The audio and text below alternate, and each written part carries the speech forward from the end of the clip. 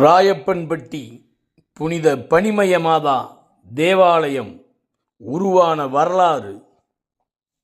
வணக்கம் நண்பர்களே. கம்பம் பள்ளத்தாக்கில் உள்ள ராயப்பன்பட்டி கிராமத்தின் மையத்தில் விண்ணை தொடும் உயரத்தில் புனித பனிமய மாதா தேவாலயம் அமைந்துள்ளது. 140 அடி உயரம் கொண்ட இந்த தேவாலயம் உருவான வரலாறை இப்பொழுது பார்ப்போம். கடந்த 1840 ராயப்ப உடையாரால் ராயப்பன்பட்டி என்ற அழகான கிராமம் உருவாகியது.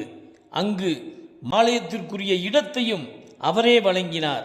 1854 திருச்சி மறைமாவட்டம் பஞ்சம்பட்டி பங்கைச் சேர்ந்த ஜெயின் லூயிஸ் அடிகளார் சிறிய அளவில் தேவாலயம் ஒன்றை கட்டி அதில் புனித பனிமய மாதா சிலையை நிர்மாணித்தார்.